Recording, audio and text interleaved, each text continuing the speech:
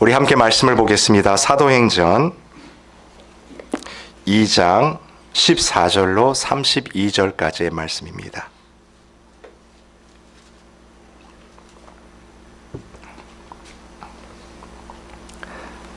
사도행전 2장 14절로 32절까지의 말씀입니다. 한 절씩 교독하시고 32절은 합독합니다. 14절을 시작하겠습니다. 베드로가 11 사도와 함께 서서 소리를 높여 이르되 유대인들과 예루살렘에 사는 모든 사람들아, 이 일을 너희로 알게 할 것이니 내 말에 귀를 기울이라. 때가 제3신이 너희 생각과 같이 이 사람들이 취한 것이 아니라 이는 곧 선지자 요엘을 통하여 말씀하신 것이니 일러스되 하나님이 말씀하시기를 말세에 내가 내 영을 모든 육체에 부어주리니 너희의 자녀들은 예언할 것이요 너희의 젊은이들은 환상을 보고 너희의 늙은이들은 꿈을 꾸리라. 그때에 내가 내 영을 내 남종과 여종들에게 부어주리니 그들이 예언할 것이요 또 내가 위로 하늘에서는 기사를 아래로 땅에서는 징조를 베풀리니 곧 피와 물과 연기로다. 주의 크고 영화로운 날이 이르기 전에 해가 변하여 어두워지고 달이 변하여 피가 되리라. 누구든지 주의 이름을 부르는 자는 구원을 받으리라 하였느니라. 이스라엘 사람들아, 이 말을 들으라. 너희도 아는 바와 같이 하나님께서 나사렛 예수로 큰 권능과 기사와 표적을 너희 가운데서 베푸사 너희 앞에서 그를 증언하셨느니라. 그가 하나님께서 정하신 뜻과 미리 하신 대로 내준 바 되었거늘 너희가 법 없는 자들의 손을 빌려 못 박아 죽였으나 하나님께서 그를 사망의 고통에서 풀어 살리셨으니 이는 그가 사망에 매여 있을 수 없음이었더라. 다윗이 그를 가리켜 이르되 내가 항상 내 앞에 계신 주를 배웠으며 나로 요동하지 않게 하기 위하여 그가 내 우편에 계시도다. 그러므로 내 마음이 기뻐하였고 내 혀도 즐거워하였으며 육체도 희망에 거하리니 이는 내 영혼을 음부에 버리지 아니하시며 주의 거룩한 자로 썩음을 당하지 않게 하실 것이미로다. 주께서 생명의 길을 내게 보이셨으니 주 앞에서 내게 기쁨이 충만하게 하시리로다 하였으므로 형제들아, 내가 조상 다윗에 대하여 담대히 말할 수 있노니 다윗이 죽어 장사되어 그 묘가 오늘까지 우리 중에 있도다. 그는 선지자라. 하나님이 이미 맹세하사 그 자손 중에서 한 사람을 구위에 앉게 하리라 하심을 알고 미리 본고로 그리스도의 부활을 말하되 그가 음부에 버림이 되지 않고 그의 육신이 썩음을 당하지 아니하시리라 하더라. 함께 읽겠습니다. 이 예수를 하나님이 살리신지라 우리가 다 이 일의 증인이로다. 아멘. 여러분, 오늘 새해 특별 새벽 기도회 우리 마지막 시간입니다. 너무나 감사한 것은 우리 일주일 동안 여러분의 단잠을 깨우신 그 하나님 앞에 감사를 드립니다. 정말 아침마다 새롭게 하시는 그 은혜로 저와 여러분을 기도의 자리로 불러주시지 않았습니까? 생각 같아서는요, 여러분 모두에게 정말 큰 선물을 드리고 싶은데요, 하나님께서 올 한 해 여러분에게 넉넉히 채워주실 것을 믿습니다. 그래서 그건 하나님의 말씀으로 대신하도록 하겠습니다. 그런 의미에서요, 우리 옆에 분에게 이렇게 한번 격려하고 새벽이지만 인사했으면 좋겠어요. 하나님의 은혜입니다. 하나님의 은혜입니다. 여러분, 우리가 사도행전 1장을 시작하며 우리 신년 특별 새벽 기도회를 시작했죠. 이제 이 사도행전은 우리 수요 예배 때마다 계속 강해로 우리가 진행을 하도록 하겠습니다. 우리 어저께까지 어떤 이야기를 나누냐면 성령의 임재가 오순절날 그 성도들이 모인 곳에 임재하고 드디어 거기에서 초대교회가 시작이 됐다고 말씀을 드렸어요. 오순절이 교회의 생일입니다. 근데 그때 어떤 일이 벌어지냐면 거기에 말씀이 충만하게 임했어요. 소위 바람 같은 소리라고 해가지고 그 안에 하나님의 말씀의 소리들이 충만할 뿐만 아니라 불의 혀 같은 그 불이 각 사람에게 임했다라고 하죠. 쭉정이를 태우는, 내 죄를 태우시는 불길의 역사들이 각 개인에게 임하니까 그 자리에서 회개 역사들이 일어나는 거예요. 내 죄를 주님 앞에 자복하고 회개하는 그 역사들이 일어납니다. 근데 또 한 가지 정말 신비로운 일이 일어났죠. 뭐냐면 제자들이 말을 하기 시작하는데 이 제자들의 말을 듣는 상대편에서 자기 나라 모국어로 들리기 시작한다라는 거예요. 여러분, 이 자리에 있던 사람들, 그것을 보기 위해서 온 사람들은 유대 예루살렘에 있는 사람뿐만 아니라 세계 각지로 흩어졌던 디아스포라예요. 아시아에도 있고 로마에도 있고 심지어 아프리카까지 흩어졌던 이 유대인들, 그리하여 그 나라 말을 사용하고 있던 자들이 딱 왔는데 제자들이 말하는 그 말이 자기네 나라 말, 즉 난곳 방언으로 들리는 놀라운 현상이 일어나기 시작합니다. 자그마치 몇 나라였습니까? 15개 나라였죠. 너무나 잘 알고 계시네요. 제자들이 이야기를 해도요, 그게 무슨 말인지 못 알아듣는 게 당연한 상황인데요. 아니, 제자들이 말을 하는 족족 이 외국에서 온 유대인들이 그 말이 들려지기 시작하는 희한한 일이 벌어진 거예요.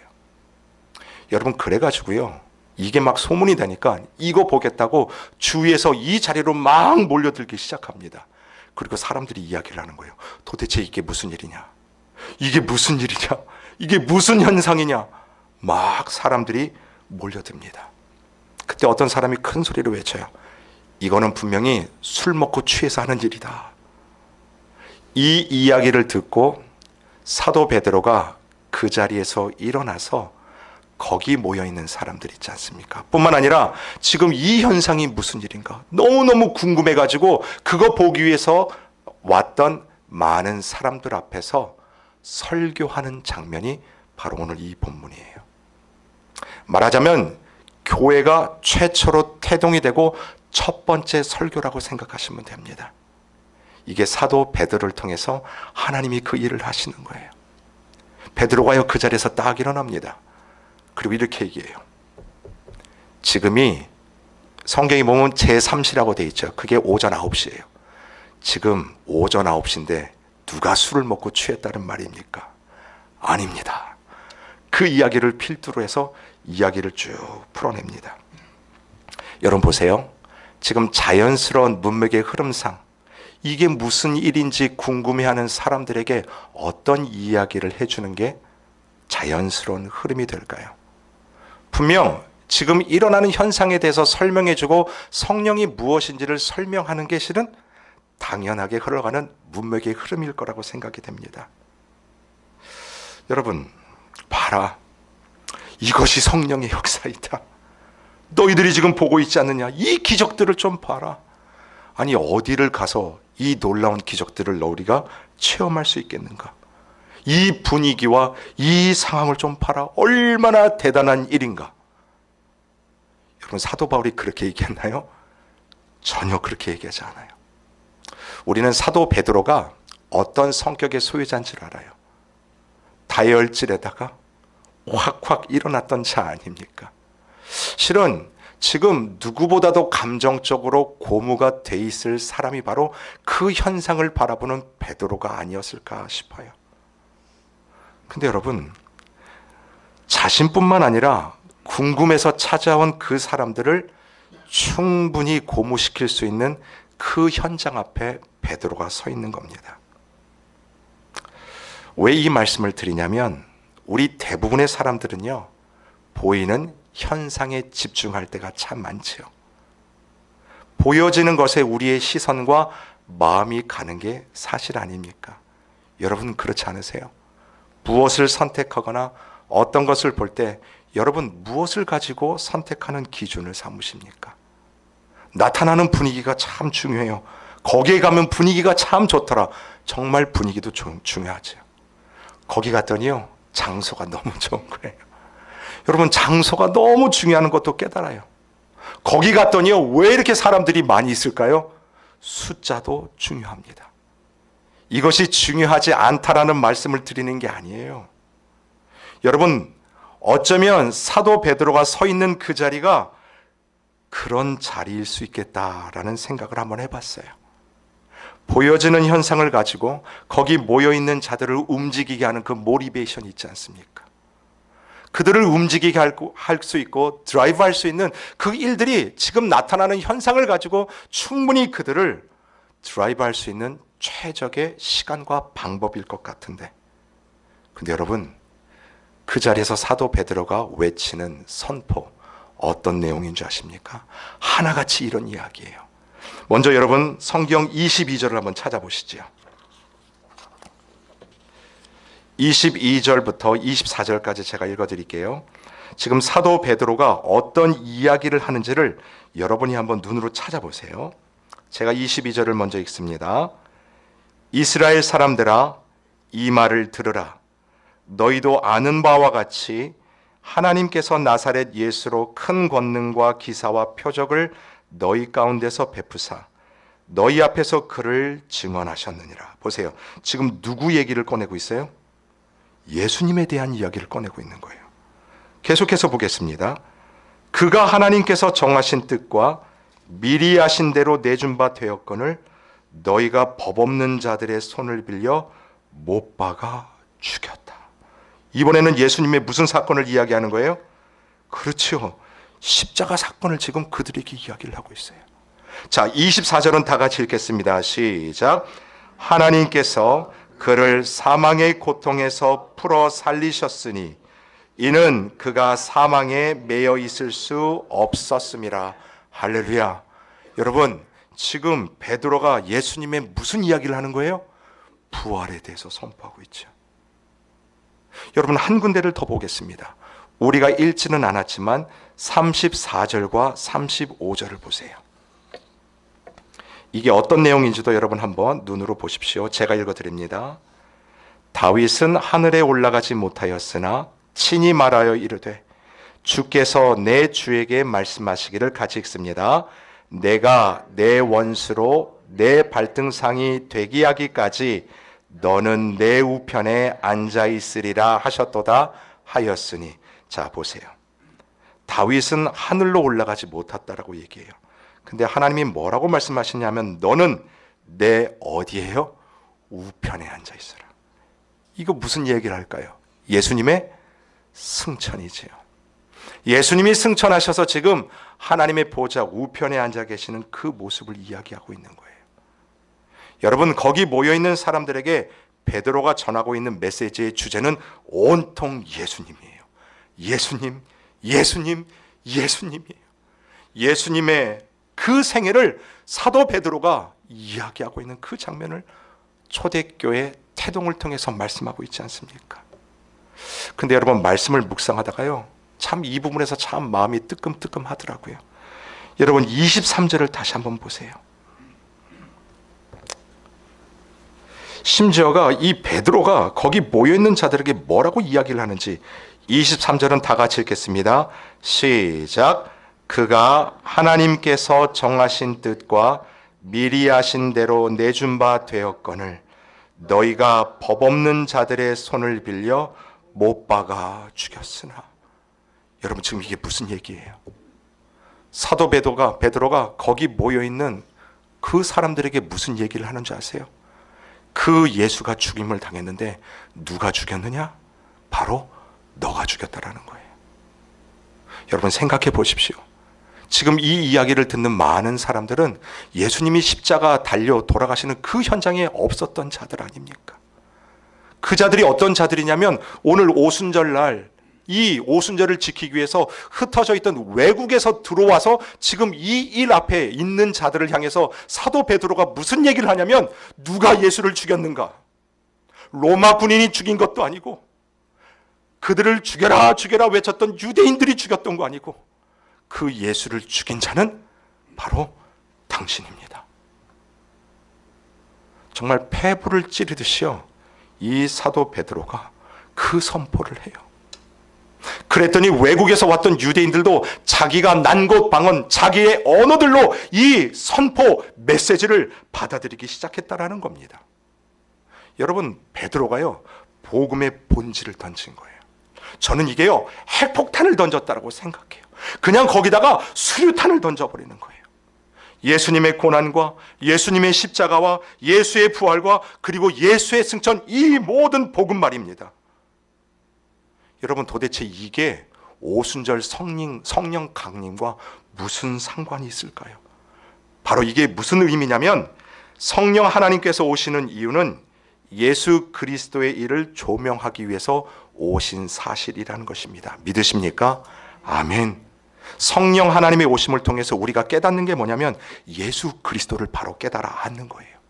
성령님의 역사는 예수 그리스도를 알리기 위해서 오시는 사역이라 해도 무방하겠습니다. 그분이 오시면 나의 죄에 대해서 깨닫게 되지요. 심판에 대해서 깨닫게 되지요. 무엇보다도 먼저 예수 그리스도의 십자가와 부활이 무슨 사건이었던지, 그것이 나에게 오늘 어떠한 사건으로 깨달아지는지, 그동안 내가 보지 못했고 나를 가리고 있었던 내 눈의 비늘 같은 것들이 벗겨지는 사건, 이것이 성령 충만함을 통해서, 성령님이 나에게 오심을 통해서 예수 그리스도를 알게 되는 사건으로 연결되어진다라는 거예요.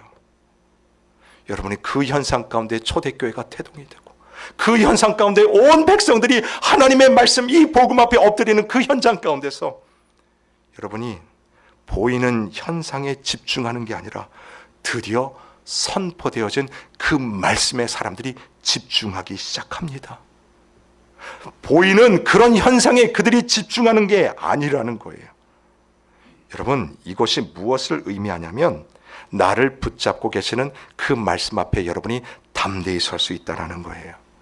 다가오는 고난에 경한 것보다 영원한 주님의 영광이 나에게 있음이 성령을 통해서 확신이 되는 거지요. 그래서 고난 속에서도 웃을 수 있는 여유가 여러분에게 생기는 겁니다. 안 된다, 죽는다 해도요, 내가 복음을 가지고 살아가고 있는 한 영원히 나와 함께 하시는 약속하신 예수님이요, 임마누엘로 여러분과 영원히 함께 붙들겠다라는 그 약속들이 이제 내 안에 성령으로 인침을 받기 시작한다는 것입니다. 보이는 것으로 삶의 승부를 보는 자들이 아니라 복음의 능력으로 승부를 보는 교회와 성도들이 된다라는 뜻입니다. 아멘이십니까? 아멘. 이 메시지가 바로 2026년도 여러분의 가정에 주시는 메시지일 뿐만 아니라 우리 교회를 향한 메시지라고 믿습니다. 사랑하는 성도 여러분, 복음으로 승부를 보십시오. 앞으로 많은 일들이 여러분의 삶 가운데 일어날 것입니다. 나타나는 현상에 마음을 뺏기지 마시고 흔들리지 마시기 바랍니다. 좌절하지 마세요. 우울해하지 마십시오. 외로워하지 마십시오. 성령의 충만함을 통해 여러분의 인생과 우리 교회가 복음 위에 굳건히 서 있기를 주님의 이름으로 축원을 드립니다. 여러분, 이 설교가 선포되어지지요. 예수님에 대한 복음이 증거가 되지요. 여러분, 그 자리에 있던 자들이요, 이 설교를 듣고요, 아니 이 복음의 메시지를 듣고 어떤 반응을 하는 줄 아십니까? 그들이 막 반응을 하기 시작해요. 여러분, 그런 의미에서 설교는요, 반응을 하는 것입니다. 아, 그냥 이런 좋은 말이구나 하고 듣는 것으로 끝나는 게 아니라 여러분 삶 가운데 반응으로 드러나야 된다는 거예요. 자, 어떤 반응이 있었는지 이것은 제가 PPT로 준비했습니다. 37절입니다. 이 반응이 일어나요. 우리 함께 읽겠습니다. 시작. 그들이 이 말을 듣고 마음에 찔려 베드로와 다른 사도들에게 물어 이르되 형제들아 우리가 어찌할꼬 하거늘. 그 복음의 메시지를 듣고요, 그냥 폭탄이 떨어진 거예요. 그냥 듣고 흘릴 수 있는 그 상황 가운데 성령의 충만, 조명, 그것이 나에게 들어오니 거기에 있는 사람들이 그 메시지 복음을 듣고 마음이 어떻게 했다고요? 찔렸다. 근데 이제 한국 번역 성경을 보면 찔렸다 그러니까 와, 따끔따끔하다, 뜨끔하다, 요 정도로 생각할 수 있는 단어가, 표현이 절대로 아니에요. 여러분 영어 성경에 보시면 NIV는 이렇게 설명합니다. 마음의 찔려가 cut to the heart야. cut. 그냥 칼로 베어내듯이 나의 심장을 어때요? 커트해버리는 그 심정. 저는 실은 이 번역을 더 좋아하는데 NASB에는 이거를 pierced라고 해석을 했어요. 지금 귀 뚫으신 여성분들은 이게 뭔지 알아요? 귀 뚫을 때 우리가 뭐해요? 피어싱 한다고 그러지 않습니까? 마음에 찔리는 게 뭐예요?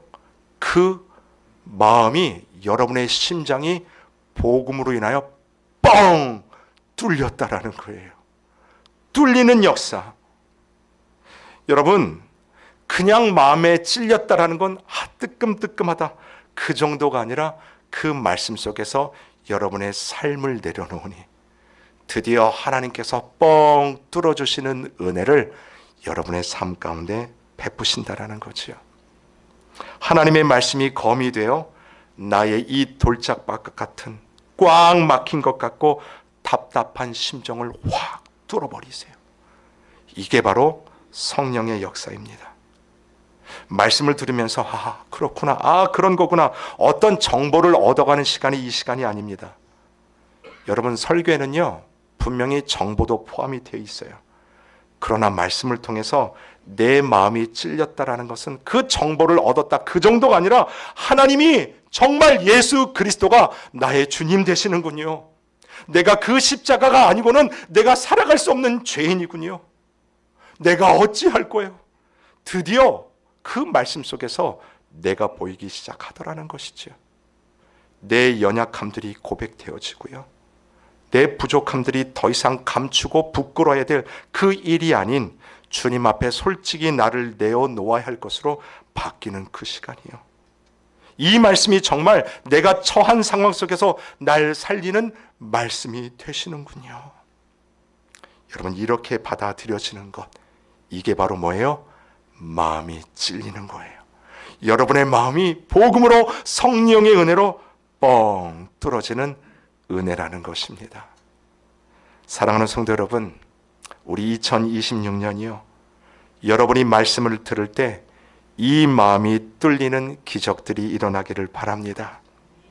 말씀 가운데 여러분의 인생이 바뀌어지는 놀라운 은혜가 있기를 바라요. 그래서 정말 이 말씀이 진리로 다가와 내가요 예수 그리스도의 부활의 증인이라는 그런 고백들이 넘쳐나기를 바랍니다. 결국 저와 여러분에게 이 뻥 뚫리는 은혜요, 교회에게 주시는 이유가 뭘까요? 이것을 읽고 오늘 말씀을 마치겠는데요, 여러분 본문의 32절을 한번 보시죠. 우리 32절을 다 같이 읽도록 하겠습니다. 시작. 이 예수를 하나님이 살리신지라 우리가 다 이 일의 증인이로다. 아멘. 복음으로 승부하는 여러분의 삶과 교회가 결국 어떤 삶을 살게 되냐면 예수님만을 증거하는 증인의 삶입니다. 여러분, 여러분에게 이미 이 복음이 허락이 되어 있어요. 성령의 인치심으로 이 복음 가운데 저와 여러분이 살아가고 우리 교회가 섭니다. 그렇다면 오늘도 살아내는 여러분의 인생 가운데 어떤 말씀을 전해야 될까요? 우리가 복음을 받았다라고 하지만 돌아보면 내 복음을 선포하고 있지 않습니까? 내 이름을 이야기하지 않습니까? 내 뜻과 내 생각과 그런 부분들 가운데 여러분 다 내려놓으시고 오늘도 복음으로 인치시는 이 능력의 말씀으로 승부를 거시는 여러분의 삶이 되시기를 주님의 이름으로 축원을 드립니다. 아멘.